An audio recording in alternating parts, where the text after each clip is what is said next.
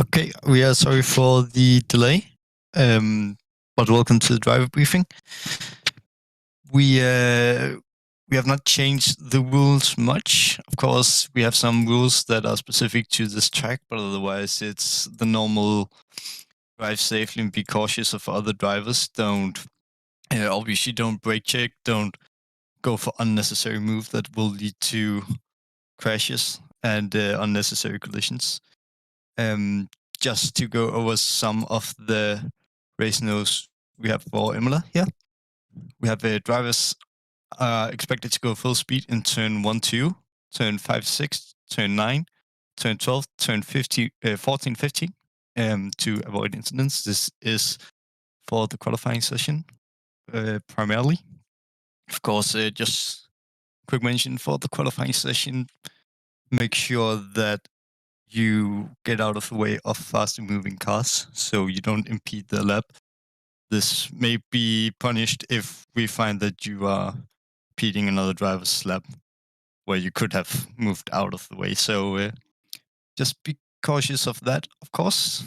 Other notes, slow moving cars may not overtake after turn 15, so that's last chicane. Be careful going into the final two left-handers. Just of course, again, make sure that you're not impeding faster moving cars. All cars must start on the qualifying tires. So if you start on the medium tires, or if you qualify on the medium tires, you will have to start on the medium tires as an example. And if you do not do this, you will be punished with a drive-through or a post-race penalty. We'll try to monitor it as well as we can. We are lacking some stewarding for this race, unfortunately. So the live stewarding may be lagging a bit. This, of course, means that if you have any incidents that are not being noted during the race, you are more than welcome to protest it after the race. Just remember to save the replay and upload it to YouTube, and we'll take a look at it after the race. Just looking through our notes here before we go to the safety car. Don't think we have anything more for the qualifying. Of course, going into the pit lane during the race, you're not allowed to go unnecessarily slow. So, and I think you should know if you're going unnecessarily slow into the pit lane. Just to talk about our safety car, if anyone haven't tried racing with that before, we will announce it when it is being deployed. The safety car will be deployed when we have 3 cars colliding, 3 or more cars colliding. So we had an incident last race where a car was flipped, which someone asked if why that did not yield out of a safety car, and that's because there was only 1 car involved. It will be announced in the race chat, so remember to have all drivers scanner enabled. We will try to do our best to announce it in the chat as well. Yeah, I think that's it. Do we have anything else? Asking the stewards. I think I made mistakes and we're racing at Imola. This is of course not right. Any questions? You're more than welcome to ask them in the W12 series chat. I'll try and answer them to the best of my ability.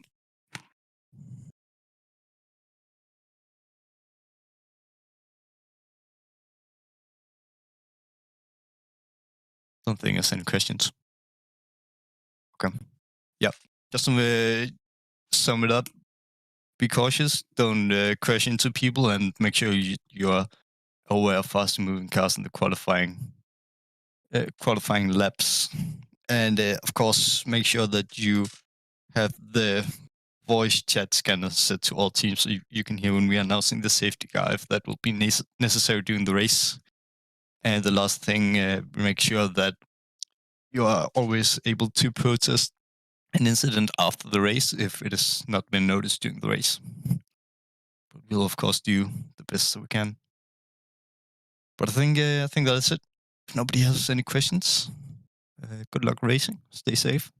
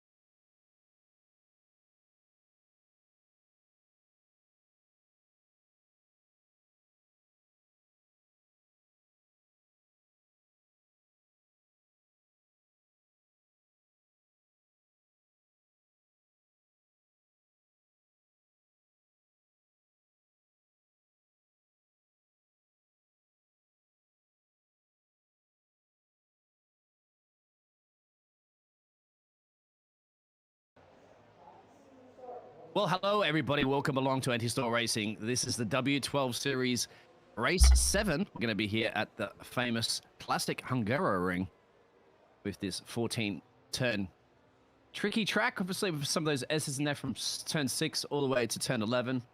Obviously, a big runoff into turn 1, a bit of a hairpin, really. That's always produces some great overtaking opportunities. And if you don't get it done there, you can go 2 and 3, follow 2 and 3, of course, and then basically climb your way up the hill a little bit. It's going to be interesting to see how the W12 cars do perform around this track. I'm obviously used to the Formula 1 cars. These are a Formula 1 category, but not in iRacing I've yet to see. So I'm absolutely excited. Of course, I won't be alone in the virtual commentary box. It'll be, is that Geza? Yep, absolutely. I am. Yes. Yeah, it's going to be a great race. I absolutely love this track. I've only started racing this track this week and in a completely different car class. I've been racing it in GT3s, but I've quickly grown to absolutely love this track. I think it's going to be fantastic in these cars. It's super high speed, super, short amount of time between corners. So I expect a lot of sweaty drivers by the end of this one. What sort of times are you expecting around here? Because they're just doing a practice session at the moment. They're going to be doing a... this is a practice session at the moment? Yeah, this is practice session. So we have got another 20 minutes of practicing. And then we're going into quali on the hour. So yeah, these guys are still just having a bit of a run around practicing. Time-wise, well, I've got a couple of times in. Best time so far is a 1:17 by Joe Taverner, who is one of our very... well, he's here with us quite a lot. And I'm just scrolling down the list of drivers we've got today, and we've got quite a few new guys actually. We've got I think it's 15 cars on the grid, which is looking quite nice. Yep, that's currently at the moment just some of the drivers sitting in the garage there, just tweaking their setups and things like that at the moment for a practice session. And there you are at the moment too, with the standings currently at the moment. I believe that Alex leading there from Mark with only 1 win, but 4 podiums. That's the key, isn't it, to get 106 points at the moment in the championship? Yeah, absolutely. So he's been super consistent, even if he hasn't won every single race. And I think that's really what's, giving him that boost to the top there. His main rival was Luca Wunsch, who we currently see in P3, who hasn't turned up to the past few races.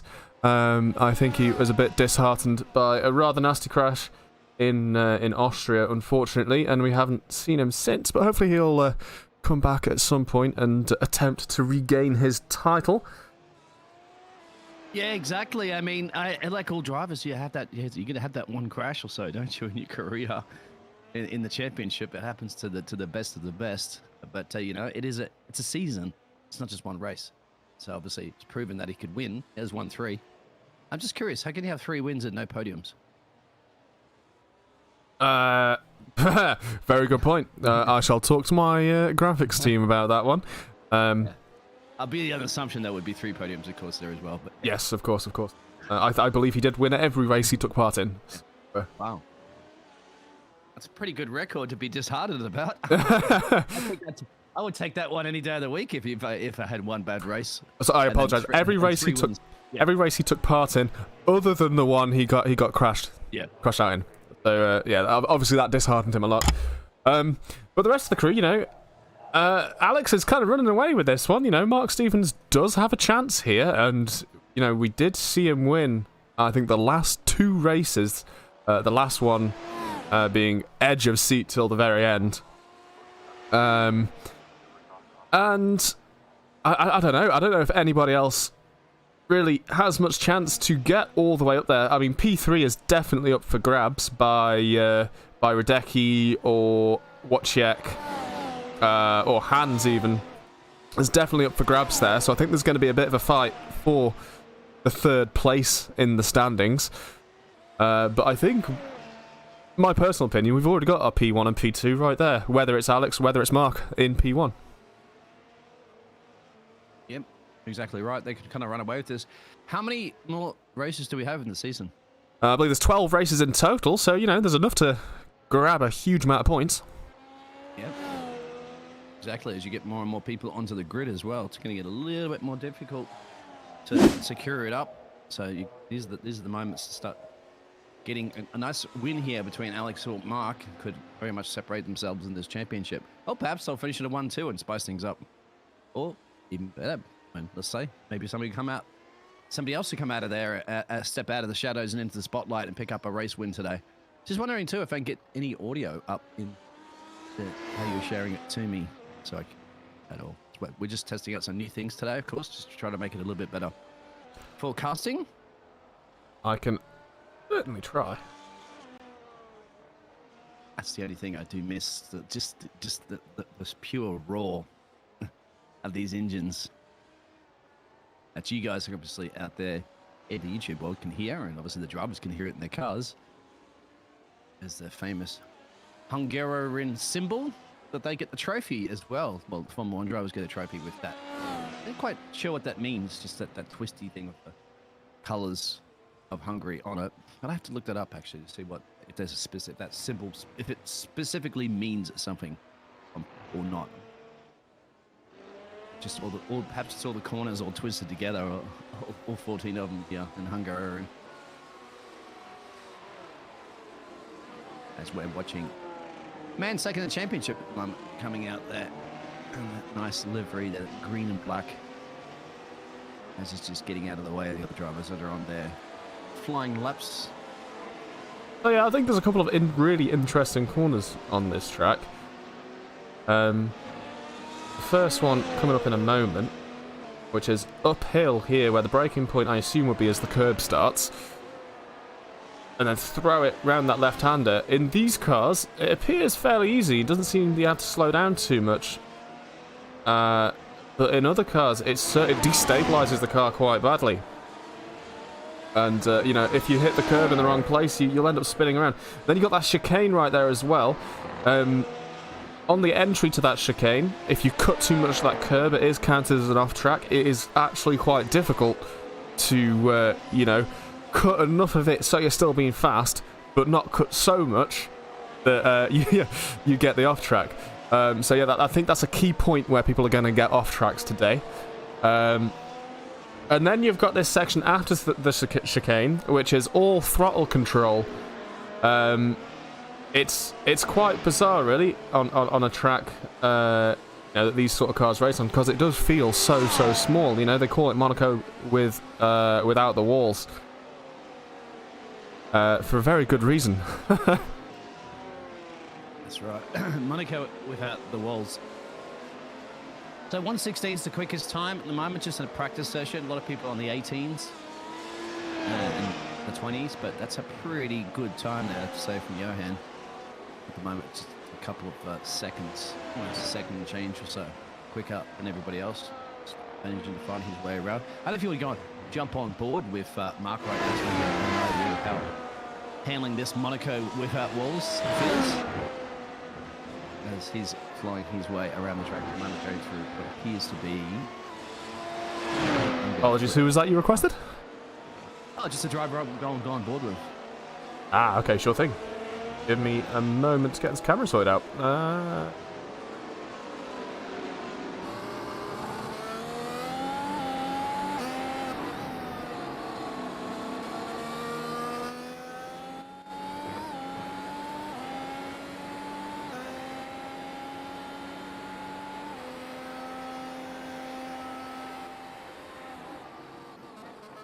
Excellent.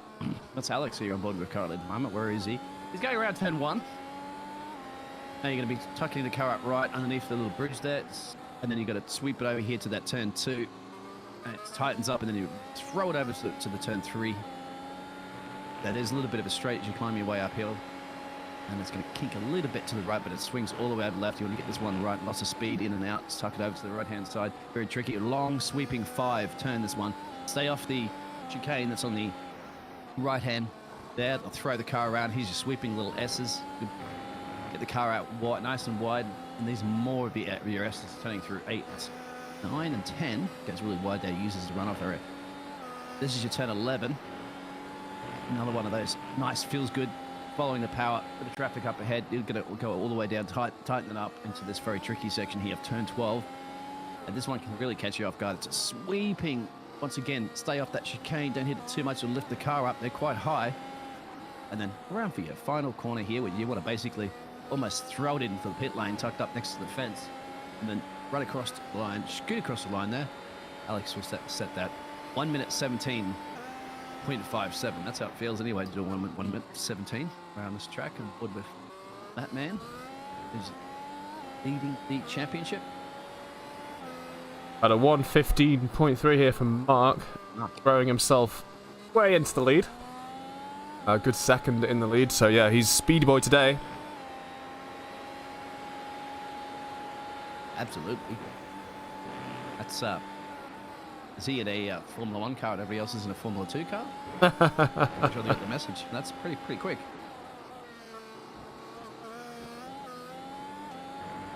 So it's not letting you, select. I don't know if you want to try it again, perhaps? Or possibly a practice? Like, close it, like restart a new one off? Yeah, apologies out there, guys. I'm just trying to get some game audio coming through my headphones. Otherwise, I have to stick my head out the commentary box and listen to the cars as they scoot by. You guys can hear it, of course, out there, hopefully just fine. G'day, Mr. Charlie, as well. I missed your chat there. Welcome along.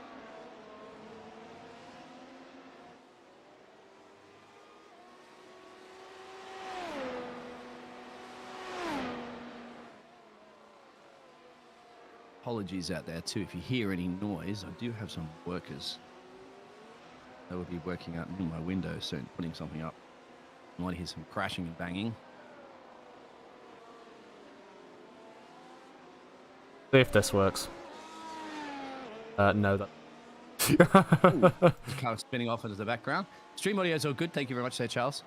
Now, did you close it down and reopened up another one? Like create a new one?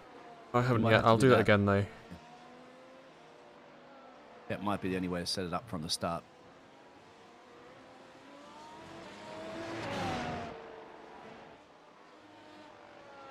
As we saw one of those drivers go, a little bit of a spinneroo, obviously during the practice session. It's just time you can get away with it. Kia's not doing it during the race, of course. Still nobody else breaking into the 115s just yet. Johann's in the 16s, as you can see there up on your top left. It's practice session, about 6 or so minutes change to go. So yeah, I can share my system audio with you, but it means you'll hear yourself talking. Okay, maybe. If it's not too delayed, it's fine.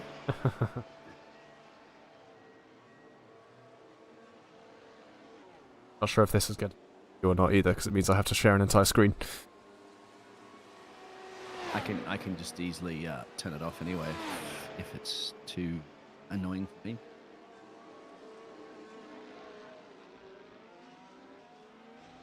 Yeah, thanks, Charlie. Been working on the stream a bit in the past week, so hopefully everything's looking good and sounding good.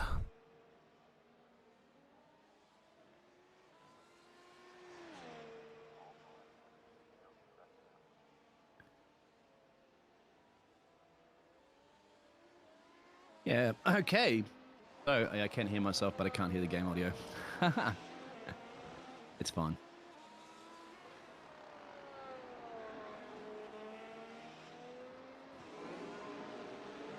So if you could just put it back to the way you had it before, I think, yeah, because I can't hear the game audio at all. Not a problem. We'll get this technical stuff fixed up. It's just full screen the OBS. We don't change it. Doesn't matter because I can just mute myself. Good to go. Now Mark's showing 117s, whereas he wasn't. Well, that's because it's his last lap. Oops, my bad. Getting rusty. That might be an indication of sort of race pace we're going to be looking at rather than qualifying pace.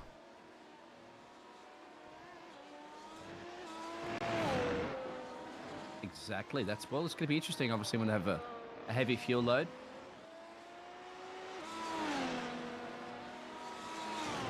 Have you got a new link for me here? Yep.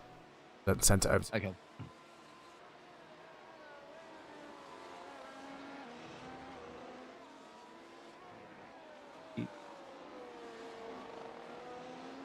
All right.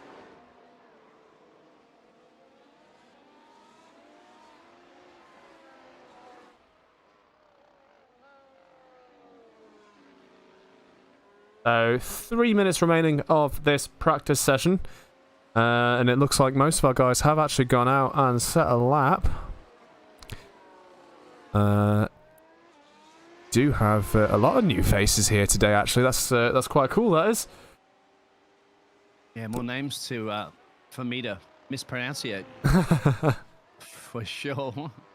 We're missing our Romanian friend who's very, very good at pronunciations of these drivers. Yes, he stated he couldn't make it today in the attendance check earlier on, unfortunately. But it also means it's a bit easier for us to commentate. Hans Skugel, I think the driver of P3 is. He's the Dutchman. Hans Schlogel. Schlogel, that's it. Ascari? Or Oscari? P4? Alex Oscari Joe Immonen. Lee. Immonen, yeah. Jasper, is it Jasper or Jasper? I think it's the I would say Jasper, but that's because I'm British. Jasper. Yeah. Polio? Atkin, I think it is. Jonko, is it? Did John say Jonko, really? It's Jonk looks like one.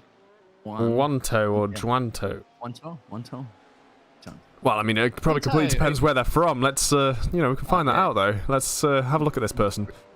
Kind of reminds me of the Jonko in Brazil. The turn.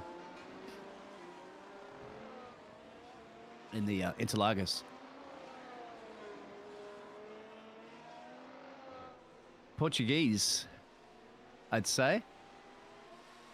That would make sense for Portuguese, I think. And it does say Iberia. Interesting. Be Spanish. Oscari Immonen in the chat saying that's right. Obviously, we got his name correct. Fantastic. Just lean into the mispronunciations. So it's the fun bit, isn't it? Learning all these names and attempting to get them right and usually failing. I know. Yeah, I was talking about it actually when I was casting in another iRacing league in the US time zones when you guys are all sleeping, generally. And we were talking about the names, and that was so easy, obviously, going through most of the drivers from the States, of course. Just pretty much straightforward names, easy to pronounce. And I said, yeah, you guys need to have a bit of a shot at trying some of these European ones, obviously, here at Any-Store Racing, because that's a different... It's a lot trickier, especially you have to go through them very, very quickly as well. When there's action.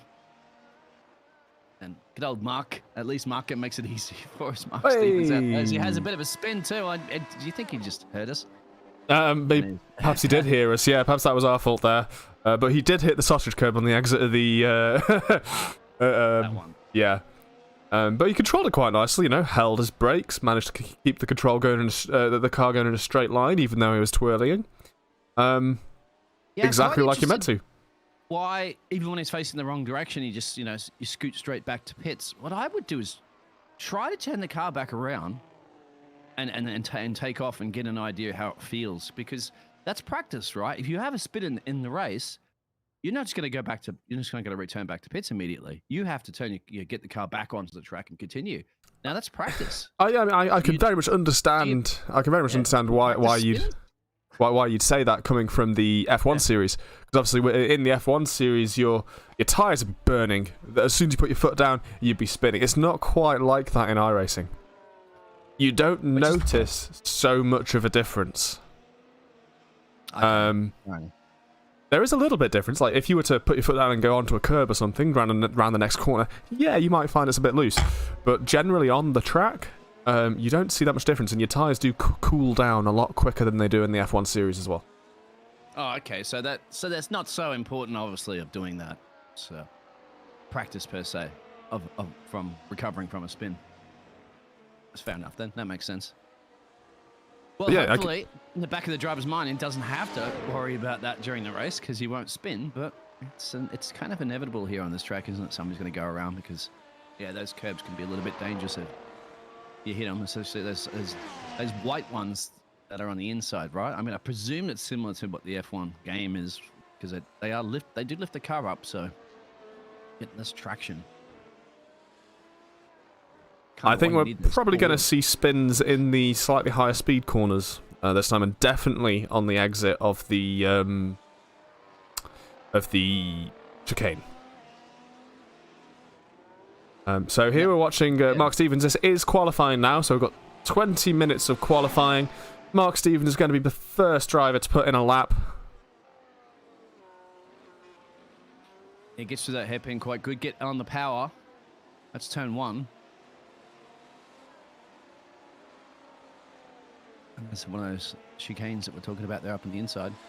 This is a great little way to swing it around here. You do want to kind of maximize your racing line, but not too much because you don't have enough time.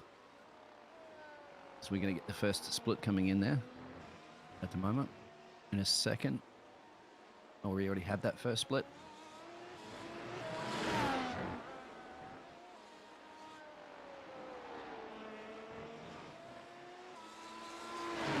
Looking very, very smooth so far. Certainly is. I'm surprised with a track this size that in their outlap they managed to get their tyres up to temperature. I have a funny feeling that his second or third laps are going to be quicker than this one. That's true. First benchmark is going to be set. Gives a nice wide out there. This is what you can do. Cross the line, so 115, flat almost. So right in the money in those times as he backs off, so he's not going to go for a second one. And Alex will follow him across the road, just a little bit off the pace there by 71 thousandths of a second. Oh, it's nearly 1/10.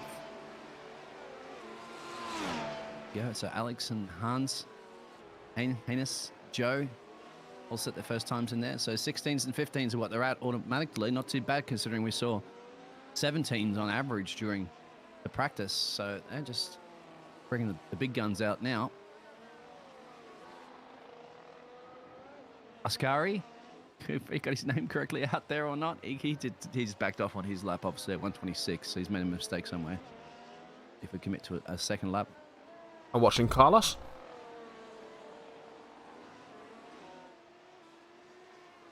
Carlos Fernandez. I should be okay when it comes to the Spanish pronunciation, considering I live in a country that speaks Spanish. And can you speak Spanish yourself? Paquito. Not that I can. You know, us British are awful at any language, even our own. With the accent, if I don't get it really almost perfect with my Spanish, they just look at me and go, "Eh." So, yeah, you have to. The flexibility is not so much here with the people, like to kind of just kind of get an idea what you're trying to say. And then, pronouncing it the correct way, so you can go, yes, that's what I was looking for. They tend to just go, sorry, just don't completely understand you. Didn't drive over the deer hearse activation point there. If you do take them out, do the marshals get out there and replace them, or do they stay damaged for the rest of the session? Sorry, are you talking about car damage there? I was reading some Discord. The braking markers. Oh, right. And stuff like that. That's a really, really good question. I've never really noticed it myself. I guess people haven't taken them out when you're driving, so you have to use them, and that doesn't happen in the F1 Or game. perhaps they've already been taken out by the time that I've got there. Yeah, because that obviously frustrates people in the F1 game. If you're not using the racing line and stuff, you need to use those braking markers, of course. And Yeah, I mean, there, can't even think of many braking markers on the track because I tend to use visual references, such as like marshal huts or curbs and stuff like that. So, whee, there goes Troy. That was one of the corners I was going to say will be popular for spins, as it is a high-speed corner. I'm not even sure how much they have to lift for that one in these cars. That's true. That one catches people off quite often. There's the braking markers, so they're actually outside the fence. I don't think you could even take them out on this track. Obviously, there was a DRS board, which I think can be taken out. All right, take the DRS board out, guys. Come on, you have 6 minutes to qualify. But then you've got a painted white line to tell you where that is, so... No, true. And does it give you an indication in your ear, just like the in the F1? Like a beep? I haven't driven this car enough to know whether it's in the settings or not. When I've driven it, it's a little green LED that comes on the left side of your in-game wheel. Okay. Perhaps we can see it if we go on board with one of the drivers. Sure thing. Yeah, so I can get this man right now. Is it Artsigu? Pronounce it. Yeah, you can see the 4 green LEDs there, and then the one on the left. The one on the left means he's in a DRS zone, and he can activate DRS if he so wishes. And then when the rest of the green LEDs come on, it means he's activated DRS. I'm just going to make it a bit bigger on my screen so I can see it. Because you're streaming in a nice high resolution, obviously. And I'm getting a little bit less quality. I can still see everything, which is good.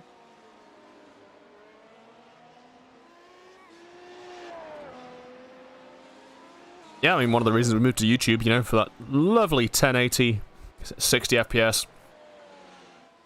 1080? It's 2022. Where's 4K?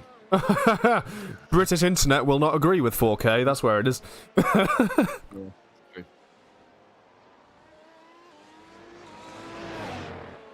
I'm always surprised why United Kingdom's never had great internet. I lived there and stuff, and I was like, this is the best internet you can get. And I was living in the States and stuff like that.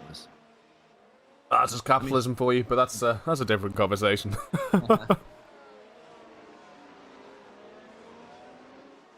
Well, there's some of the times that are set at the moment. So your 15s are your benchmark there from Mark and Alex. Once again, the 2 top guns in the championship are right up the top of the timesheets again.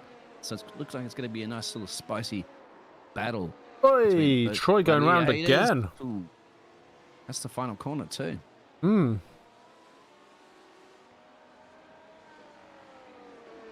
Still got some drivers out there to get to some times. I've got quite a few that haven't set a time yet. Junko? Yeah, five drivers haven't set a time yet, so they've only got 11 minutes. I mean, 11 minutes is plenty of time on this track. The track's tiny. Yeah, there's Johan right now. He had some pace during the practice. He's up the top of the timesheets, around the top of the timesheets. So let's have a look what that man can do for his first banker lap, at least. Letting a few cars go past. Perhaps he wants to get some tow at some point. That's true, actually. He's going to let Hans. 72 car is Alaric. Following Alaric down all the way around his hot lap, maybe.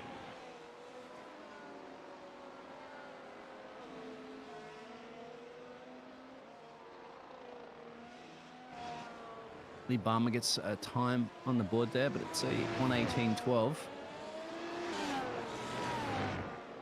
You'll see a spread a lot more than generally you would have.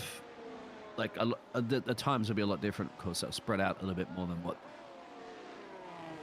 say, the F1 game would be. But that's only because this is relatively new, of course. The W12 cars to iRacing, so people haven't had the years of experience that they have with the F1 game to, around this track. So this might be a very, very new track to a lot of people. Probably not put a massive amount of practice in, so you will see a bit of a spread in those times, obviously, between certain drivers. And then, of course, you know, some people are just a lot quicker than other people. Naturally, that's the rule of thumb. Some people are machines. I do just want to point out as well, if you check out the timing tables, we were actually looking at last lap rather than best lap, so they are the correct updated timing tables. Obviously, it hasn't changed much. Slightly more accurate, and everybody's a bit more close together as well. With the best laps or the last laps, are you showing again? Yeah, I was showing the last laps previously. Now they are the best laps. So they are their qualifying laps as it stands right now. Excellent. That's quite strange why iRacing uses green times, of course. And they probably need to increase well, I can change that. I can change that if you so wish. Well, the background probably a little darker, because it makes it very. I don't know if you guys agree out there, obviously watching it, but the background a little darker. It's very, very hard to see. Obviously, white writing and green writing on a green background. It's usually with the trees and stuff like that. Light green obviously makes it almost impossible to see. Names are a little easier. But yeah, just don't know if you can increase the background. Find it, I absolutely will. Getting all the streaming, you're getting so much better, isn't it? Like in time, just getting used to all the tools and stuff like that iRacing provide. Yeah, well, I'm currently using iRacing SDK for the lovely overlays we've got here, and it's absolutely fabulous. The amount of editability you can have in it is just ridiculous. As long as you can do a little bit of scripting, which I'm not very good at.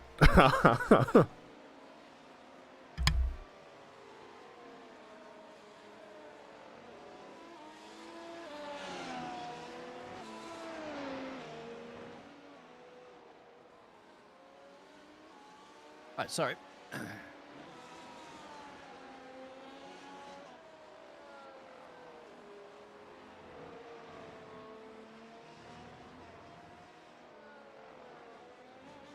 So still showing a couple of drivers at the moment that have yet to set times. I know that one ton, just say one. He went out on track but came back out to the pit, so he's just sitting in it at the moment with 8 minutes and change to go for the rest of the qualifying. Ellis is saying there, Stromer. And Elias Stromer and Manuel. Gomez. Manuel. Is it Manuel? No. Elias Stromer is our safety car driver, just so you know. Oh, that's right. Yes. Of course he was last week, yes.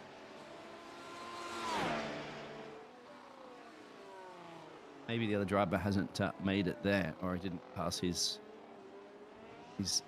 corona test to get into the track.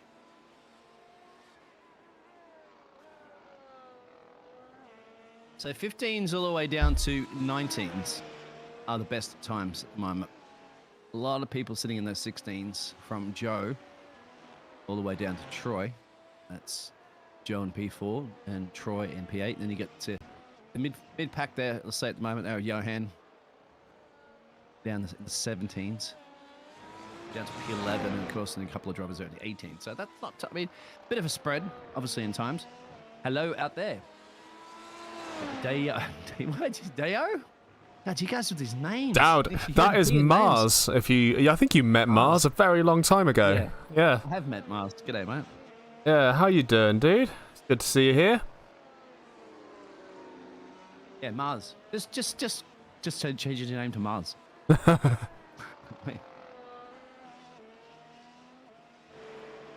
you go, Mars. There's a bit of trivia for you. What's the name of the moon? Mars's moon called. So as we're seeing some of the drivers at the moment, there's Johan.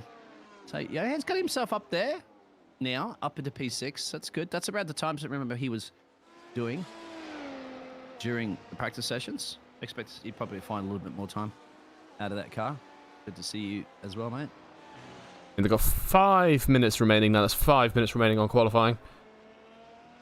Yeah, and they can push it very, very late, as you know. They can just go straight out of the pits and do your out lap. You don't have to worry about doing your in lap. So you've got a little bit more time than what you'd have in the F1 game. As somebody's trying to sell something down the street in the background, you might hear. I didn't hear it, but what's he selling? Oh. I'm not really paying attention. Probably seafood or something. Oh, okay. No, not particularly interesting then. On the megaphone. Ah. The cruise down there, and as well as some guys will come around and pick up all your metals and things like that. If you want to get rid of old washing machines and stuff like that, they recycle, of course. It's good, so you don't have to take that to the rubbish dump. I'll come and pick it up for you. I'll even pay you some stuff. Obviously, if it's worth a lot of metal and stuff. Anyway, no, I won't give my W12 car. That's for sure. I'm taking that one home with me. You're studying for exams and watching the W11s. Are you watching the W11s? You mean W12, Marsden? Yeah, no, he's watching the W11s, I think. Yeah, perhaps watching a different stream than what we're doing here.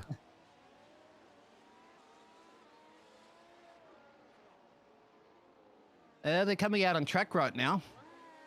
I'm only seeing 4 drivers now in the pits talking to Jeffrey. Most of the drivers are getting out there because it's the business end now qualifying.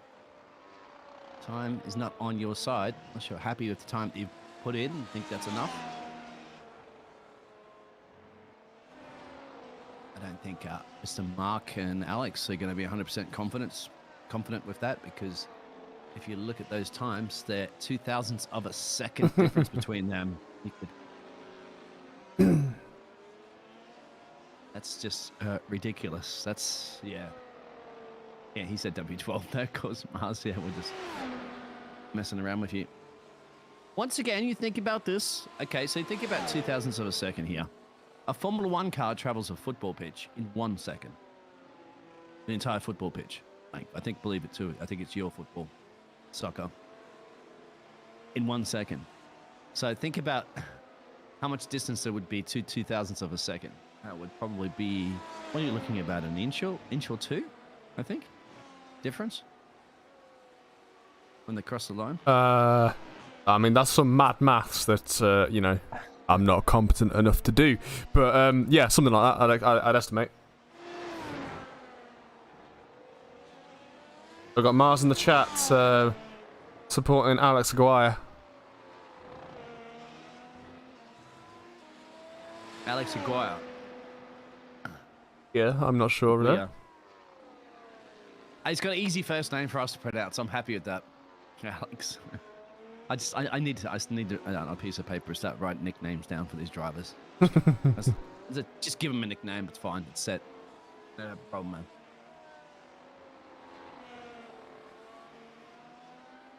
Paul? Let's say Paul. Paul Alexander. Paolo. Yeah. Yeah. Paolo up to P6 there. Just gets ahead of Johan. Paolo. That's obviously like Portuguese or Spanish or something like that, because you're adding the O onto the end of the name. That represents he's a boy. It's an A if it's a girl. Generally how it works around here. How it generally works in Spanish and French and stuff like that too. You know, you've got gender. Things are genders, you know. So only one driver not to set a time yet, and that is Wanto Oval, who, if I remember correctly, in the last race was also the last driver to set a time, but absolutely smashed it and got near top of the timesheet. Oh, he's one of them. Yes. One of those quick out the gate. But he's in the box right now, so he's got to get on with it. According to the big flashing number in front of me, he has only got 45 seconds to do it. Yeah, he can't do it now. He's got an outlap, and you need at least, what, even if your quickest outlap was at 1:15. It's not enough. Maybe he just, he forgot. He went up and got a drink or something and started watching the birds in the tree and go, I was going to say, there's qualifying still going on. Oh, amazing. Still haven't set up my bleep button yet, but with all my new gear, I can do that now. Yeah, you have a Stream Deck. You got all the goodies, which I just ordered as well too, because you sold me into that. Yeah, absolutely incredible. Oh, and talking of the Stream Deck, it just displayed to me the checkered flag, which means we are at the checkered flag for qualifying. And we're going to see the results any second as soon as my telemetry has calculated all the numbers. I think you need to have a little picture-in-picture, and you can pull up that stream deck, like a camera that's looking at the stream deck, so we can see that. That would be pretty cool. Like, is that live censoring? No, I don't. I'm not sure what the you're talking about. Amazing. Yeah.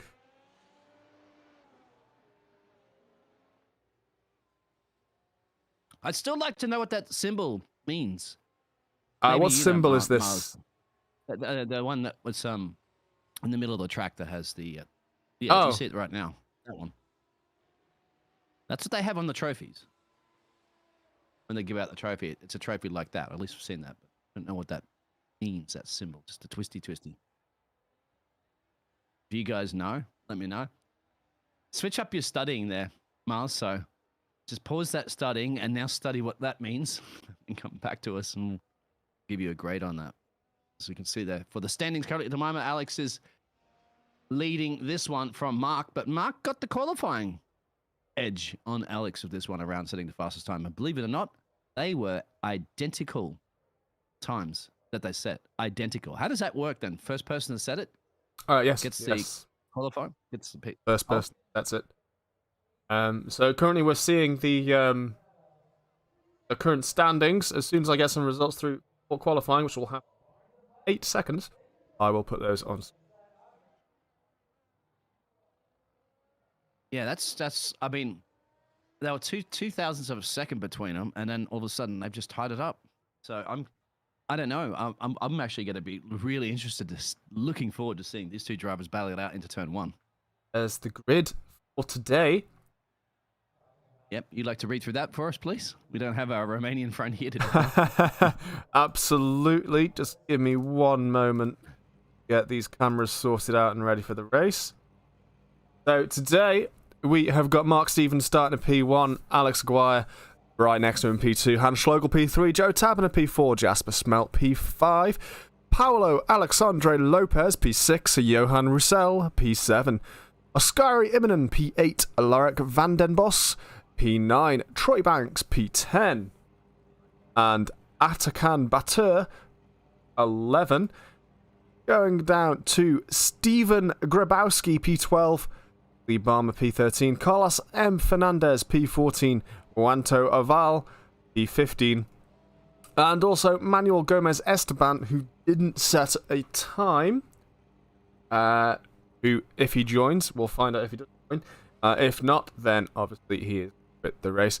And Elias Strom, you can see currently displayed as in P15, is actually the safety car driver. So ignore him for a little while. And Carlos is, Charlie's predicting out there the driver, number 14. That's Joe. That'll be P1 by turn 2. All right, we got that one logged in the bookie book, the bookie jar. No, what do we call it?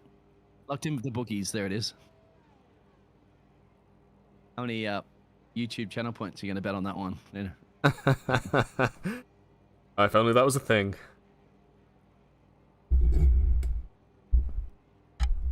It was not actually identical times, I believe.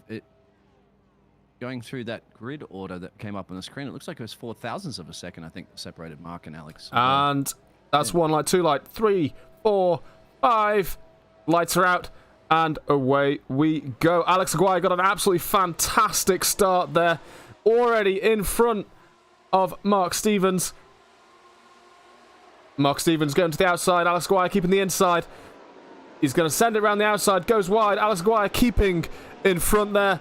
Taking P1. He's charging back, but absolutely charging back the different racing lines. You can see Alex is just parking that car very, very defensive. He's going to make Mark go. Mark has to go all the way around the outside somewhere. Mark's tried it, but losing too much time. That's actually going to bring Joe into play a little bit here at the moment, too. Yeah, I was about to say Joe Tabner is having a go at the minute. Joe, almost. It wasn't by turn 2, but he has gained a position and keeping up with these top guns. And I have to say, Alex did really covered off that attack from Mark quite well at the start of this race. that Mark obviously was going to have that DRS in a couple of laps, and that means that Alex is going to have to do a bit of defending. He's trying to break away that gap at the moment, probably using a ton of energy. Small gap forming now between Joe and Mark, I think. I think he's...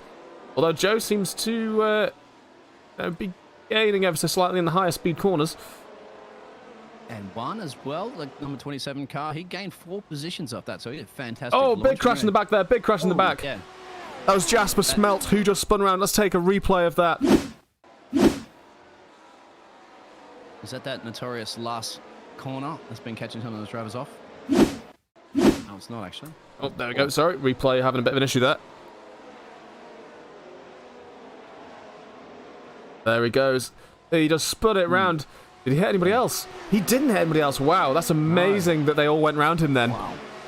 Yeah, remember they're coming out of that flying last corner as well. And that's pretty impressive that nobody had to just turn too much in there and even spin down the main straight. They're having to avoid it. So good driving. Back live again now. Alex Aguirre still in the lead and setting the fastest lap time with 1:23.2. But we're going to see some real lap times coming in very shortly as these guys start setting their actual racing laps and not just their out laps. So, the top 4 starting to pull away a little bit currently at the moment. I'm not entirely sure where the DRS detection zone is on this one, but I have a feeling that Joe Taberner was outside of it. Which it won't bode well for the next couple of laps. At the start of the race, Mark did drive over that DRS sign right there to the left, and it just magically reappeared. So excellent. Yeah, he's proved our theory. It's like a flap thing, you know, when you drive over, it just pops back up.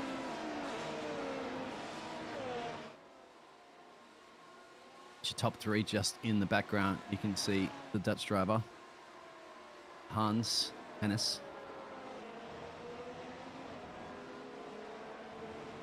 Alex still leading the race there. Mark dropping 1 place. Alex got Mark off the start of the race. As we're on board right now with Joe. Feels good. It looks good. The car's sticking quite well to the track at the moment. He's not fighting it, you can see. Thanks for power steering, he says. Because his drivers are using force feedback on some of the wheels, if they're using wheels, and depends how they like to set the force feedback settings, where you don't really have to struggle with the car. Get a nice workout on your arms. You have your force feedback turned up. How do you like to use yours? I have mine sort of a medium soft. I don't like it too heavy, but I like it heavy enough that I can feel when I'm starting to slide. Mark's making a run here. You can see there on Alex. Once again, Alex is parking that car in all the right places. He's making that car as triple wide as it needs to be, and Mark just can't find a way around at this point. Once again, every time they battle, it brings Joe back into place as we're on board Joe, watching that battle up ahead, which is fantastic. You can see it from Joe's perspective. Stay off the sausage. You can see there, Mark just goes straight over. So Charlie in the chat. Charlie in the chat saying that Joe is on the G29. So he won't have a lot of force feedback, but at least he's got some. There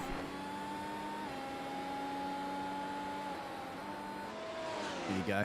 That's all alien language to me. G29 obviously is a certain type of wheel.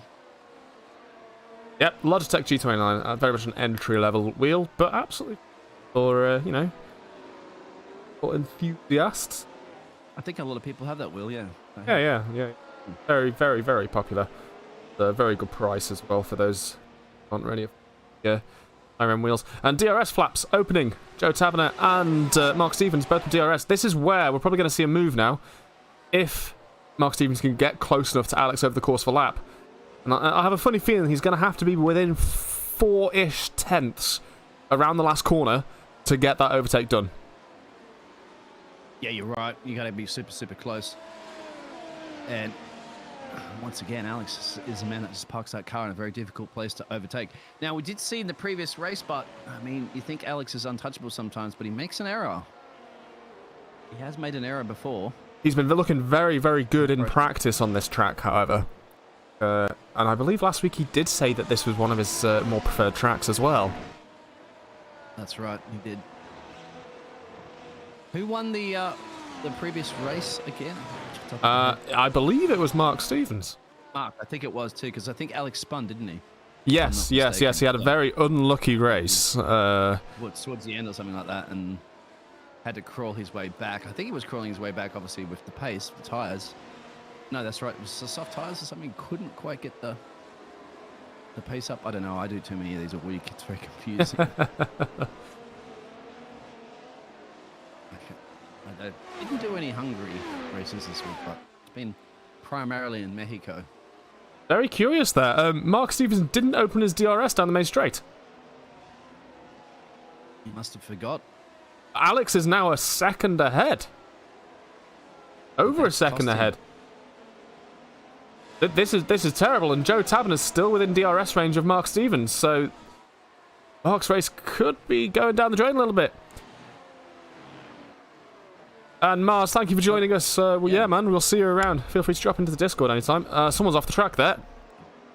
I presume that may have been the back marker. Yeah, that was the back marker. Oh, man. Been such a nice guy letting all these guys past, you know?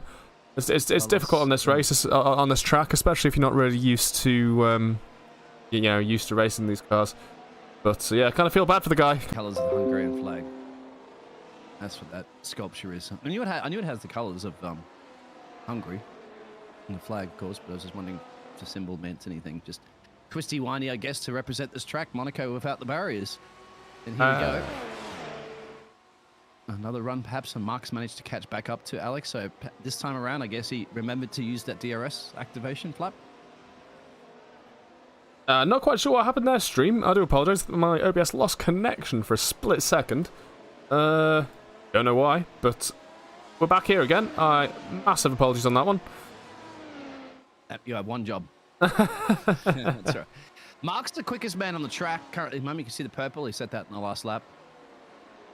And he's within that DRS, just on that borderline of that DRS activation at the moment. But it's going to be the crucial turn 14 where he needs to get a fantastic exit so he can get that DRS activation run. About 17 kilometers an hour you'll get when that letterbox opens up. And reduces the amount of drag, of course. Allow the airflow to go through there and in a nice straight line down for speed.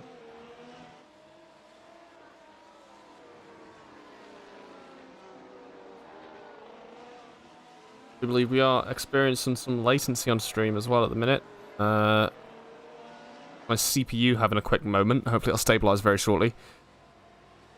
Yeah, it did. I think we're stable again. Hopefully that doesn't happen too much more. Massive apologies, guys. Just turn one of the new super expensive GPUs into a CPU. They're pretty much more powerful than a CPU these days anyway. Yeah. It's got a bit of movement in the bottom end of the midfield there. 11P, 11P, 12 currently fighting. Yeah, that's Lee and Jasper.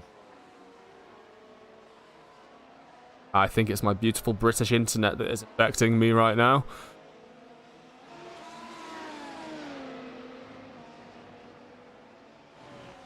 Another difficult way to overtake around here, which it is.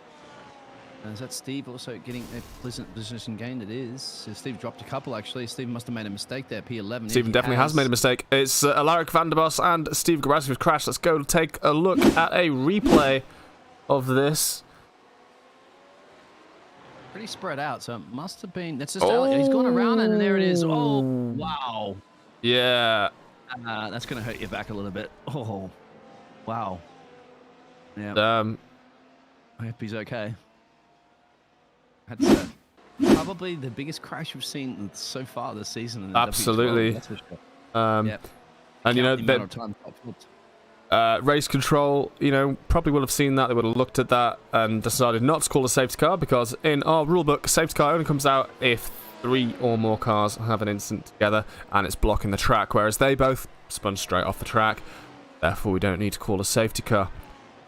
No safety here at any stall racing. Of course, the driver, you know, doesn't have to get ambulanced out of the car or anything like that. Well, you know, in this world, there's such thing as teleportation to pit, so he's probably just teleported down to hospital instead. And I guess this is the reason why parents are probably encouraging more of their children to get into esports racing and not real racing, because, you know, they don't have to worry about visiting their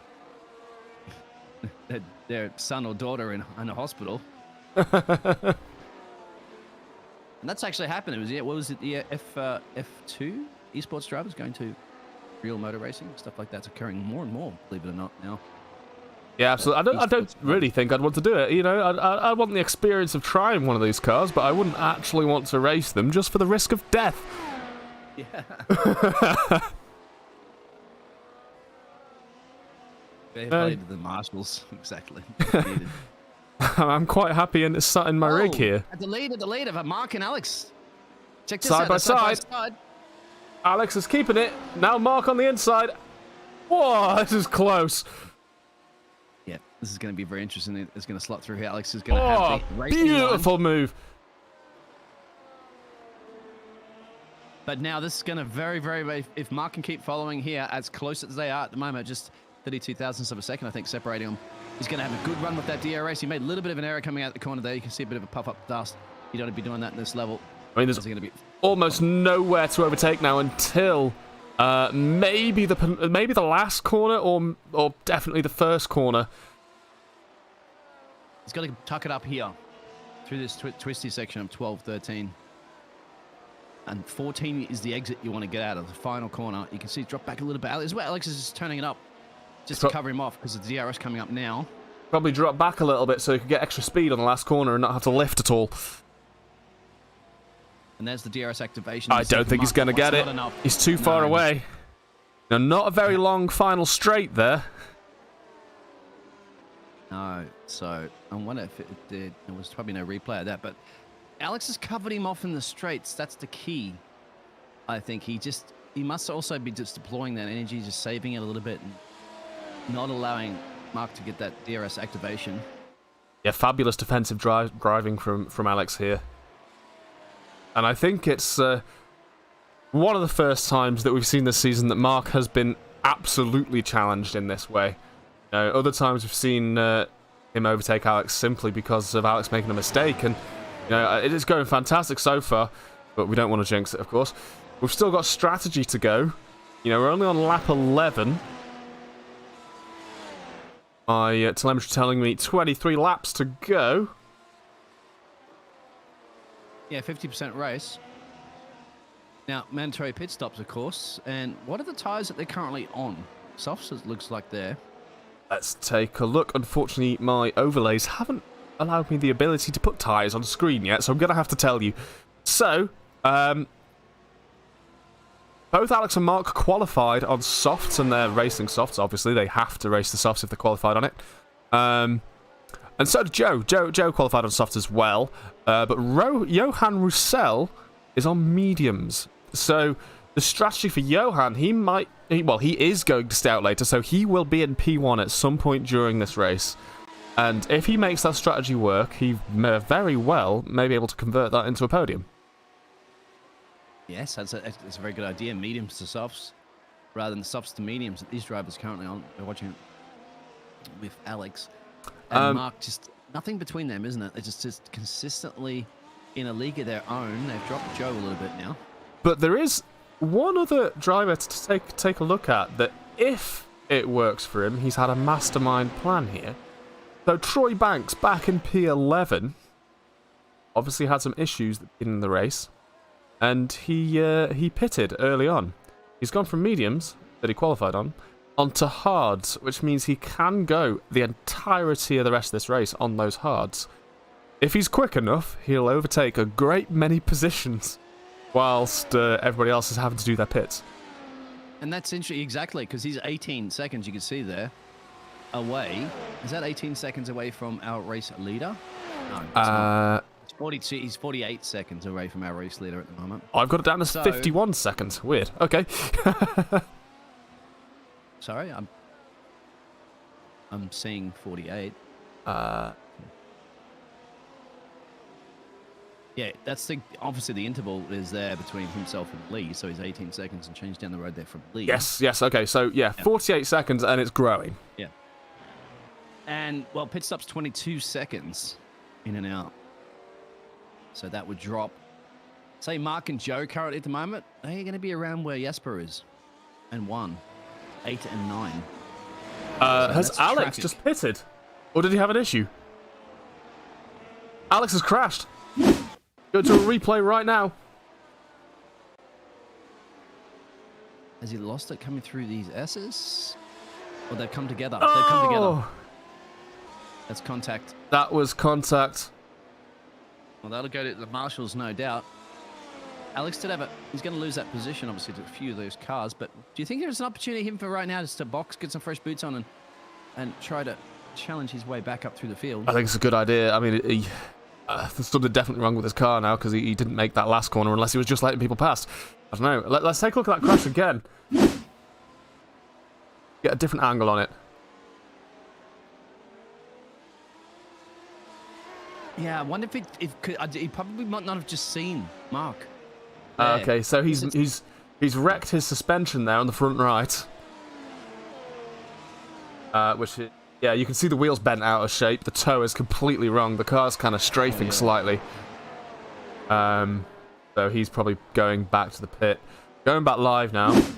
Yeah, Alex Guire, P10 in the pit, and he's now in pit exit. Let's have a look what boots he put on.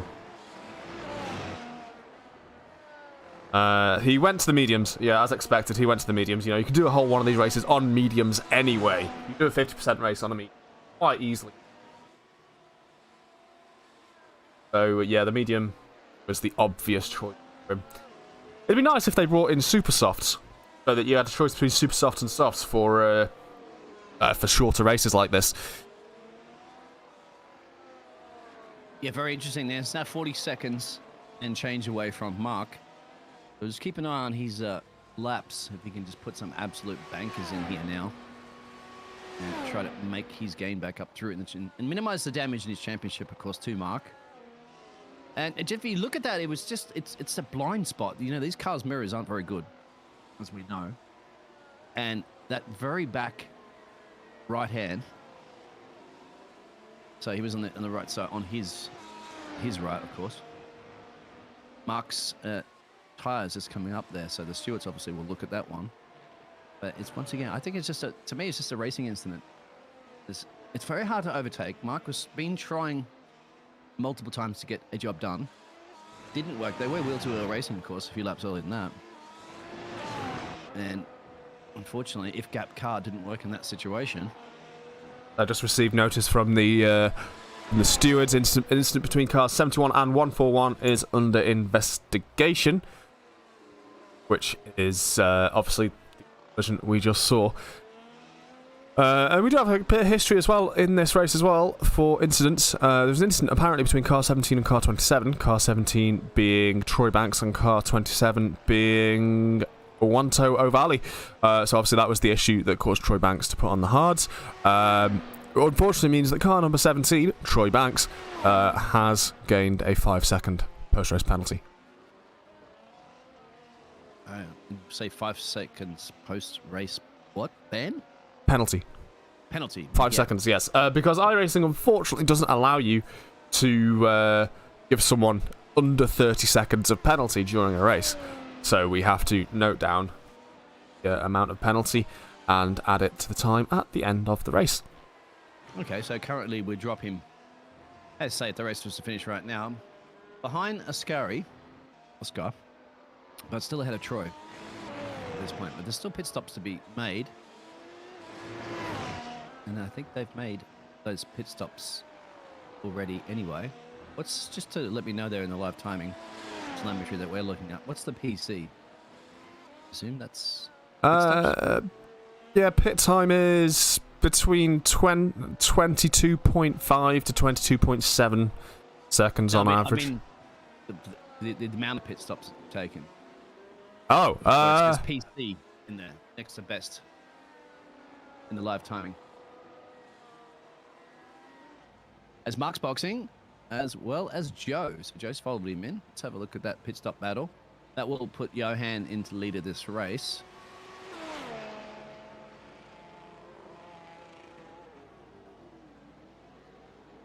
I'm just wondering if they're going to come in and out of that traffic.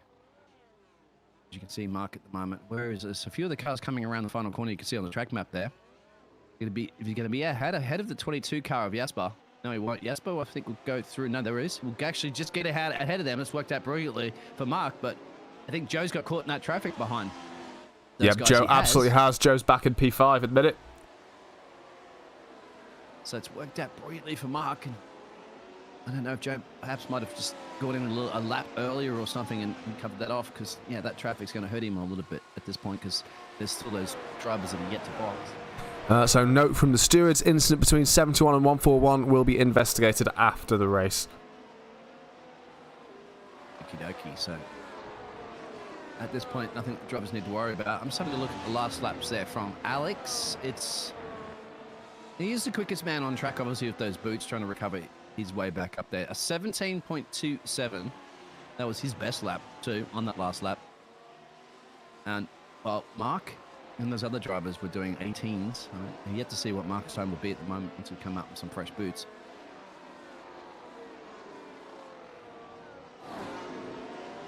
And you really can't separate those guys, can you? Because both Alex and Mark have set their best times are identical as well. They've done 17.27 for both those drivers.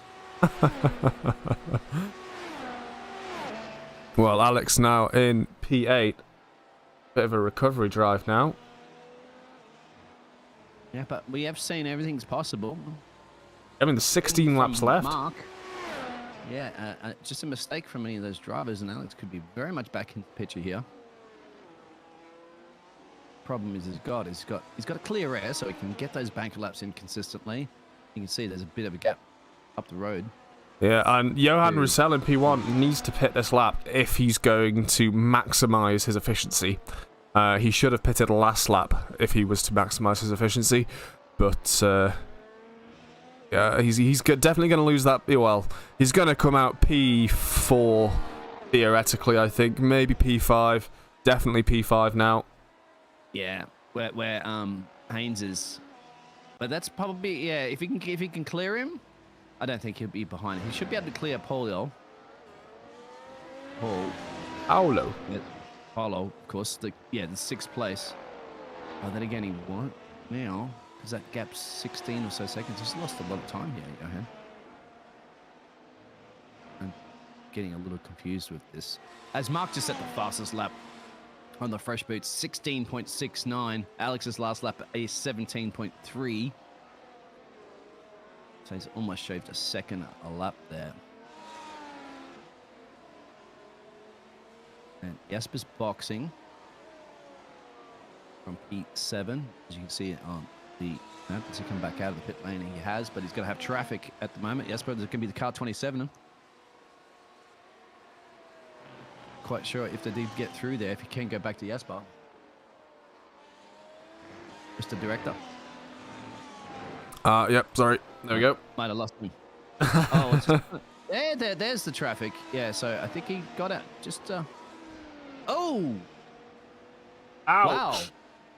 Is that just a tweak of a steering wheel or something like that problem? Or did it... You have to keep a replay of that one. Did they come together? No. He lost this on his own. There it is. Oh! So he's lost the rear end a little bit, but overcorrected it. And Monaco, without the barriers, well, there's a barrier right there. Looking at this one more time, we're going to go into... Yeah, here it is. He loses it and overcorrects it. Yeah, and that's way just overcorrected. the wrong time. Wow, he caught that one live. So, let's have a look at the situation currently at the moment.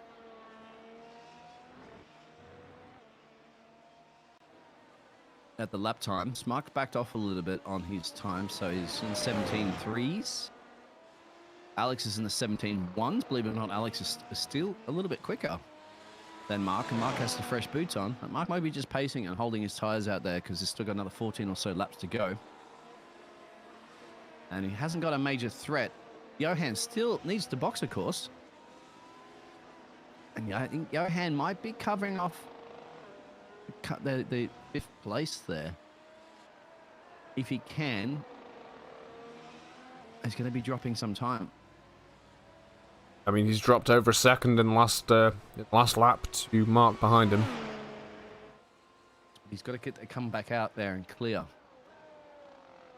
Otherwise, he's going to be at P5, P6 position where you don't want to be. He could come back out there and probably actually go on P5. Can't afford to be dropping too much more times because his last lap, well, he's on the, he's really similar on pace.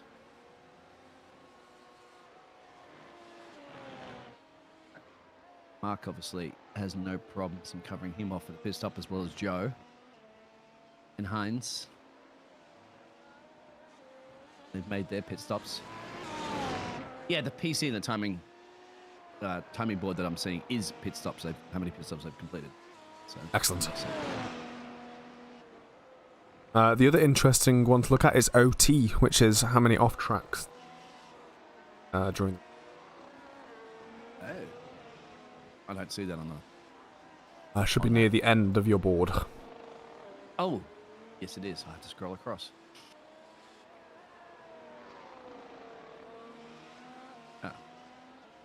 No, I still. I got PCPL PT. Oh, okay. You can't see the off tracks then? I'm guessing that is only for my client side then. Yep. iRacing is particularly picky about who sees telemetry and live telemetry, other than timing, isn't actually permitted in iRacing. Let's see how it works. You get all the goodies, and us plebs out here, we don't get access to that. All right. You're allowed to analyze your telemetry after the race, but you're not allowed to have a race engineer watching your like throttle brake and all that sort of telemetry. Oh, really? In the race. No, iRacing takes it as cheating. There's no third-party software that can do it because iRacing doesn't allow it. So the only thing we can see is timings and those sort of things. Interesting.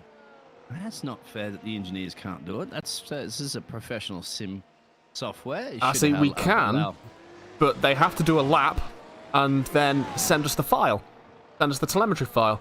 And what's really amazing is we can open that telemetry file in McLaren's own telemetry program and read everything about it. So that's obviously very, very good for your practice sessions and stuff like that, but not good during a race, of course. No, not at all. But yeah, they're very careful who it goes to, and apparently it is to stop people from being able to cheat.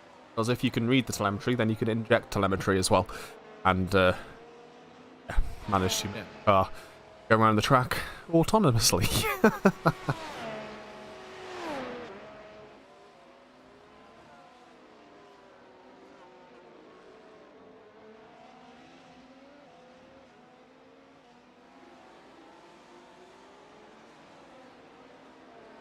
Everybody's spreading out a bit now. I think we're going to see Mark Stevens get the lead back from Johan very shortly when he decides to pit. And everybody else is spread out quite nicely. Yeah, there's, well, what do you got? Lap 23 or 34, so 11 or so laps to go.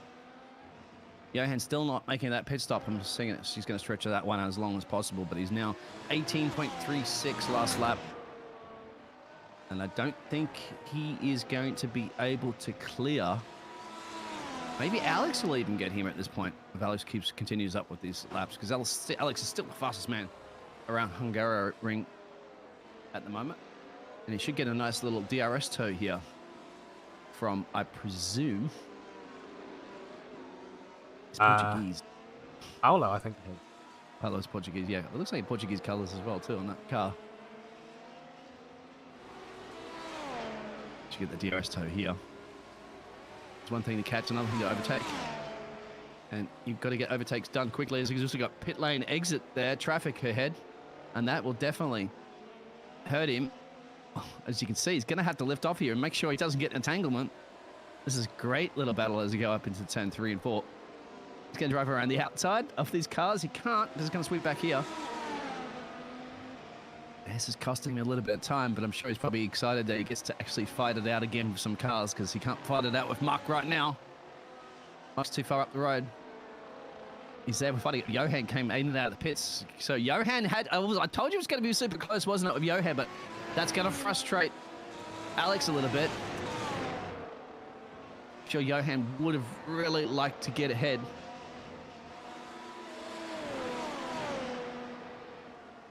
And now Alex is going to have to, it has cost him a little bit of time here, because he was pretty much the quickest man on track, upping a low 117s, and now this is going to cost him to the 18s. So he could still be on for a podium here. Absolutely. Currently running in P6, but those two cars just ahead of him. That's P4 and P5. And it's not too far, really, up the road there from where the Hans is. And there's that car getting past, and look at this open battle at the moment between battle at the moment for P4. And I think at this point, Alex is going to sit them and let them battle it out. Because, you know, if somebody goes around and he can't avoid it, he could be second time around in the fence this evening. And then again, Alex didn't hit the fence, did he? Oh, yes, he did. He actually got damaged, didn't he? I forgot. Well, his pit time didn't suggest that it did get any damage. Oh. Unless there's a fast repair. But I don't think we had any fast repairs enabled. I'll have to double check that one. His pit time was only 22 seconds. Yeah, you saw his front suspension was bent. That's very true. I'll double check after the race, see if there's any fast repairs enabled. And this battle is fantastic. It's Alex. I don't know if he would be enjoying it or frustrated. Because you're a race driver, you do like to race. They're not lap cars, so they can't just get past them. You've got to do it on track. We've seen how difficult it is to overtake. This is your opportunity here, but it doesn't seem to have a very good exit. And if you want to go on board with Alex so we can see that battle up ahead from his perspective. And there it is. So sitting back there having cappuccino or something, just enjoying the scenery up the road. Because at any point soon, there's going to be an overtake between those two gladiators. Yeah, look at that. Let's keep an eye on that. So Alex's last lap was a 17.8. Mark's a 17.6. And Alex was lapping in the low 17. So that has cost him almost a second with that battle up ahead. Even though he'll get the DRS, of course, so get a little bit more speed. You can imagine without that DRS, he would be at least a second or so, more than a second slower.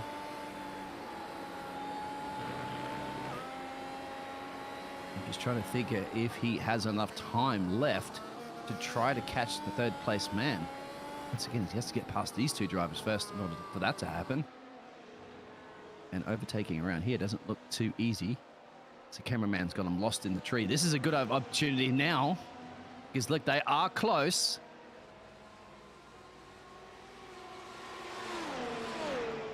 Johan got the overtake done. I think he has. Make sure you brake in time. Don't go too wide coming out of turn one. You can catch.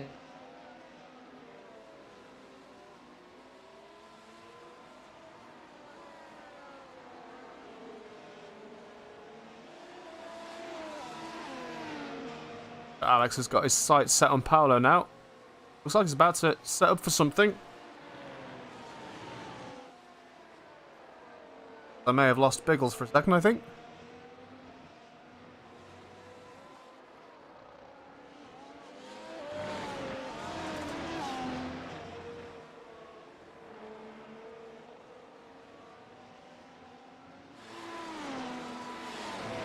Gonna have to stay close enough so that he can get back main straight.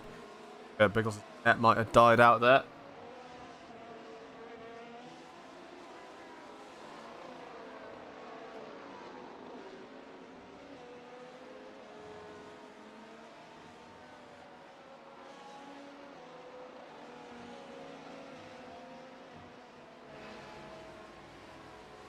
Right, DRS open for Alex. No DRS for Paolo by the look of it.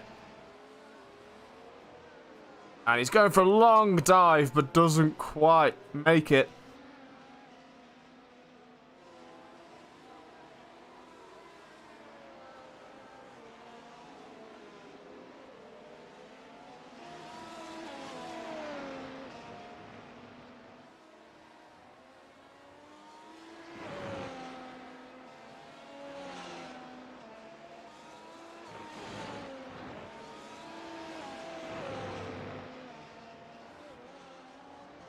6 more laps to try and get as high up as he can.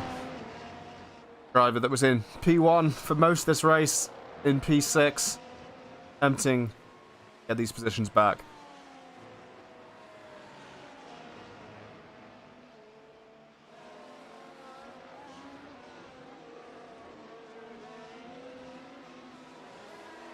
All right, I'm back. Apologies. Hello, hello, hello. Yep. Good old internet's gone down here, but I've switched over to a backup line. That's why I have two. Yeah. So back at it. Just waiting for everything to reload back up. There it is. Fantastic. What did I miss? And not a lot. Alex had a go. Oh, well, he's doing it exactly the same thing that he did in the previous lap here, trying to jump in and not quite making it. It's exactly mirror image of what he did last time. He still hasn't managed to find a way around here that's going to be frustrating him. Actually, probably frustrating him right now. I think any chance of getting a P3 is over. Right now, he's going to be thinking about a P5 at best. So I don't think he can catch a Johan. You know, start to really get a little bit of a gap. Just keeping an eye on the times. Joe's too far back, about 7 seconds from the race leader. Oh, about 10 actually. Lapping just a tad bit faster than Mark. But not enough at this point. Joe getting 2 places to get up in that P2 should be pretty happy with that. That's obviously because Alex that you're watching has lost 4 positions and gonna lose a few points out there to the Mark this evening. But I'd have to say good recovery drive there from Alex. I think he's done his absolute best to get back to where he is now. Yeah, the problem is obviously just that traffic when they came out of the pit stops has just hurt him. I think if he had that clear air, he could have continued to do those low 17s that he was pushing. That perhaps could have got the jump on the 2 gladiators that are ahead of him. But they've timed their pit stops to probably frustrate the Spaniard. And look at that, Johan's really just kind of up the road now. That's going to be very, very difficult to catch. Just 4 laps to go, 4 or 5. And as we're approaching the 40 minutes into this race, with no safety cars, some serious accidents, of course. Still have at least 15 of our drivers left on the grid. Any surprises out there, guys, in the YouTube world? Who's been your favourite driver today? What driver today? Mark, I'd have to say, because of the race win. Hey, still with Alex. I mean, with Alex, that was great battling it out between those 2 guys. Obviously, that's something for the stewards after the race. They had that tangle. Could have gone either way. You know, that contact could have had Mark spinning around. And Mark, we could be watching Mark try to fight his way back up to the field right now rather than Alex. That's just the... Oh, contact. Sorry, Alex. Was that... You have to get a replay of that. Yep, I have got a replay of that. Was that a spin, but... Or was there contact before? Let's check this one out. Oh. Yeah, now he spun on his own. And Mark's had to brake to Alex has had to brake to avoid it. That is a position for Alex. So he'll be happy with that. Be happy that he didn't slap him in the back of the car. Yeah, happy he's still got a front wing, I think. Damage. Exactly. But now it's going to be too late, I think, to catch Johan. Because where is he? He's 5 seconds. Johan's already got a 5-second gap there. But even if Alex puts in the blisteringly quick laps, Mark's down to the 16s now on the last lap. 16.9. So Mark's putting some bankers in. Probably going to look to see if he can get the fastest lap. Currently at the moment, he does have it. A fastest lap at 16.69. His last lap at 16.95. Alex is the only one I think that could take the fastest lap away. And Alex, now he's in clean air, can. With the low fuel, of course, they burnt through all those left kilograms of fuel, and I'll be starting to run up vapors soon. And I think that's another consolation prize, isn't it, from Alex, if he can get that fastest lap to get extra. I believe you guys give a point there for fastest lap. Yeah, I believe we do. So yeah, That's an extra point, man. Extra point can make all the difference in a close championship, of course, because it comes down to the wire between him and Mark, which it looks like it will for the remainder of the season. If you want, you could win the championship by 1 point, which means, aka this fastest lap that you could do in this race. I think that's what that great battle that we're going to see here at Any Store Racing will be now between Mark and Alex for the fastest lap. As Mark will win this, no doubt. So he makes a mistake. Joe has a good solid drive there, gaining 2 positions. Of course, Anis, good solid drive for him as well too. Didn't started in the P3 position, is going to finish in that P3 position. Johan's actually go back to that one, because Johan's actually getting pretty close to that P3 position. We're on the last lap, penultimate lap. There he is. So you can see the Dutch driver up ahead. It's going to be almost within DRS range, because I'm seeing there's the interval gap there, about 1.3 difference. But one thing to catch, another thing to overtake. We've seen that before. But he's certainly been putting in some nice banker laps there, Johan, once he cleared the traffic. He's gained 3 positions as well. So a good solid drive for him. There's also traffic up ahead, I believe, for the Dutch driver. So that, but then again, that probably will help the Dutch driver out, because he's going to get a DRS tow from that, make it even more difficult. So I think not enough time, unfortunately, for Johan to get an overtake now, as we're almost approaching the last lap of the race. And he's not within DRS just yet. But the battle for the fastest lap is still going to continue. But Mark's in the 117 flats. I was curious to know exactly. Alex matched him exact same time in that last lap. 17 flat between both those drivers. Like, you need to get into those 16s, and 16.69 I think is the quickest lap. But it's the last lap. And can Alex pull out a banker? Oh, Alex's last lap was a 16.8, just off it. Alex could steal this one away on the last lap with clean air. Can Mark pull a last lap miracle out and confirm and secure his quickest lap for that additional point? He got the race win, of course, the Dutch driver. But he wants the fastest lap.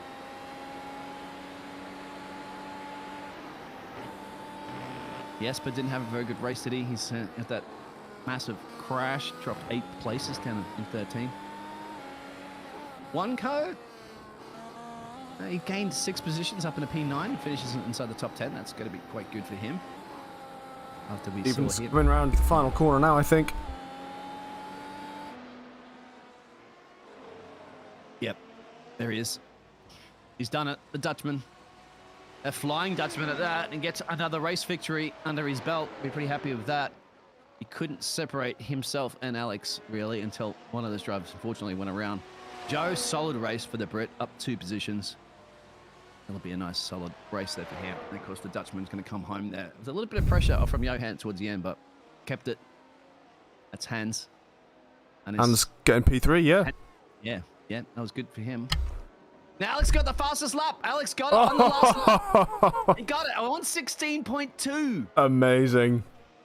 Oh, that's gonna. I'm pretty sure he will be happy with that. Absolutely. That's an extra point in the bag there for a P5 finish. After having to claw his way back through the field and being stuck behind those cars for some time as well too.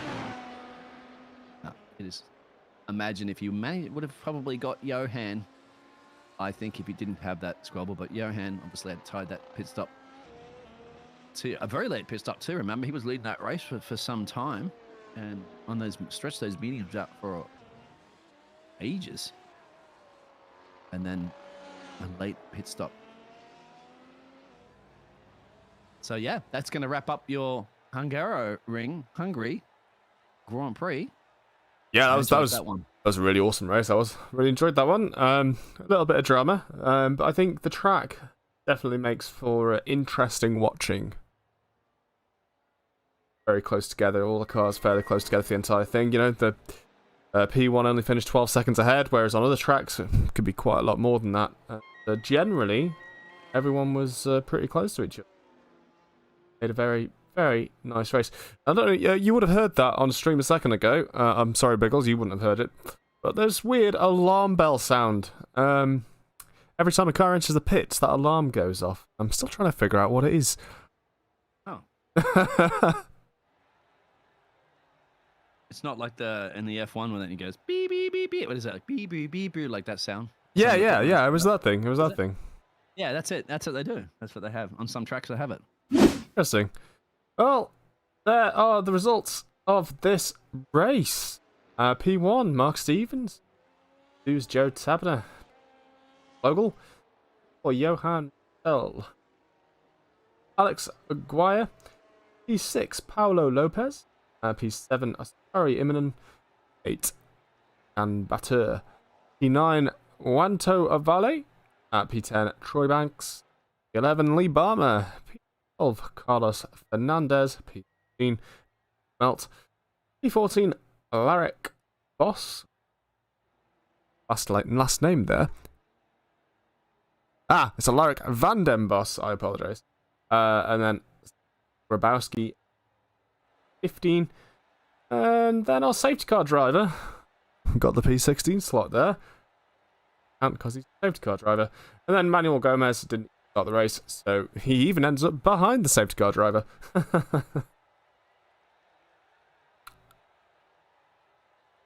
Exactly.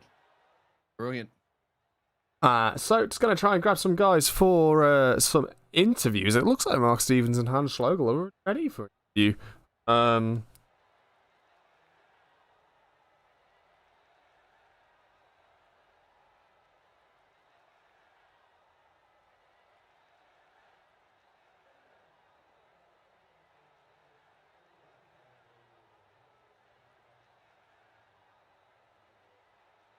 Yep. So we can grab these gladiators. Apologize for some thing going on outside. My workers guys are trying to get my attention or whatever. The red light is on the recording studio, guys. It means I'm on the air. Do not disturb. They don't understand. They probably don't even have a computer, let alone streaming or internet to worry about. Right, I'm just going to drop these guys down into the chat. Or if they're talking at the same time. Yeah. And there we go. Oh, wrong chat. There we go. We have Hans Schlogel and Mark Stevens both in the chat, so P3 and P1 respectively. We're going to start off with Hans. How was that race for you, dude? Hi, man. Can you hear me? Yeah, we can hear you. Okay. Yeah, my first podium in this series. I'm super happy about that. Obviously there are some guys that are just quicker than me, like Alex, for example. And I always thought to myself, if they were gonna make a mistake, I just need to be there and take advantage of that. And I was able to do so today. So yeah, I'm super happy with P3. Excellent. Yeah, it was. You kind of went a little bit unnoticed for most of the stream, I'll be honest. And then I saw you in P3. It's like, oh wow, you made it. So you got the overtake on Johan quite late on, and I'm guessing it's probably because he was running quite old tyres, wasn't it? No, actually he pitted quite late, and then he caught up to me. So Yeah. I I see. was Yeah, he was starting to I catch had up a to him towards the tough end. time to keep him behind. I was pushing super hard towards the end, and yeah, but I managed to get P3. Amazing. Yeah, you started. So that was your qualifying as well. So you started in that P3. So I think your qualifying performance was obviously matched your race performance as well Yeah. too today. Yeah, qualifying was a very good lap. But you know, it doesn't mean nothing if you don't get a good start. I did get a decent start, so, and overall, just yeah, no mistakes and a good clean race. Exactly. Good clean race. Bit boring, I'd have to say, probably from your point of view, because you know Joe was a little bit too further up the road there, and obviously Mark and Alex were battling it out the front for some time. But yeah, I guess mostly yeah. towards the end there, isn't it, when Johan came out in those fresh boots and started catching it. But Oh, Johan was also definitely, yeah. struggling. They were struggling behind you. They were having a nice little battle, and even Alex was in that one. So I guess that probably did help you as well too, because that cost him a bit of time. And then Yeah, once for sure. Johan got clear, that's when he started to make make a dash, make a run towards you. But fortunately, time was on your side, and it's one thing also to Time was catch, it's on another my thing to side this overtake. time, yeah. Yeah, exactly. Amazing. Congratulations, mate. So next week we are going to Hockenheim. Are you going to be joining us there? Yeah, I'll try. I think I'm gonna make it there, yeah. Excellent. And what do you think of Hockenheim? I've raced there with this car. It's very cool to race, and I think we're gonna see some amazing racing there. Fantastic. Well, I look forward to seeing you there, man, and congratulations on the podium finish. All right, thank you guys. And next up, we have got Mark, who got the P1 slot today. How was that race for you? Yeah. First, sorry to Alex. Don't know if it was my fault. I saw it was a massive netcode, but still. Stewart say it was my fault. I will take that penalty. Yeah, it was a hard race. It's really hard to overtake here. With that dirty air, it's difficult to get close to someone, and the straight is short, so you got to be in like 4/10 to even make a try on passing him. Yeah, he was defending hard, but that's the fun of it. It was a really cool battle with him, and shame it had to end like that. So yeah, after that I drove away, and yeah, it was a shame he wasn't there. At the start, it was a great. You were really charging at the start. I think you probably realized too it's very difficult to overtake. So on the first lap, you were really challenging Alex there. I know. So I think you went right out wide there on turn 1 or something like that. Yeah, you were just gunning. You really wanted to get past, probably realizing that how difficult it is to overtake later. And then you you guys tucked in for a little bit, and then I can't remember the specific lap, but there was one of the laps where you guys were side by side practically throughout most of the track. That was a nice wheel to wheel action. And then I think Alex was parking that car in all the right places, wasn't it? You literally had to drive around the outside of him. Yeah, he was doing a really good job defending. Yeah, he always took the inside, and yeah, you can catch really someone in the corner, so let him come close and then go on the throttle. That surprised me a bit, so he did that very well. So yeah, a good battle there. And the incident between yourself and him, obviously that's the stewards, but to me it looked like it was just racing, because once again you mentioned it's so difficult to overtake around here, and if gap car you have to try opportunity. It probably even looked like it was maybe in his blind spot there. Very difficult. Yeah, I made the attack in turn 1, and I was a little bit behind him in turn 2, but I don't know if he made a mistake or he had a short line, but I had so much more speed coming out of that corner, and yeah, I saw the gap. I went for it, and then suddenly I see him spinning. I felt the touch, so I didn't see exactly what happened. I'm looking at now at the replay, so yeah, it's a shame. I don't think I could pass him. I had to do it on a pit stop if we were still battling. So yeah, it would have been an interesting race. Would have been interesting, exactly, of the pit stop there. And well, that's probably exactly. I think you probably mentioned it as well too. If he didn't, you were carrying more speed through there, and he was looked like taking the racing line. Probably didn't realize that you were there because of that. That's just racing instance or something. You go to the stewards, but certainly would have been interesting. It's not really a corner for overtaking, to be honest. Yeah. But yeah, I had such a massive over speed there. I just had to send it. I think I was with my front wing on his front tire, so not completely beside him, but I think enough.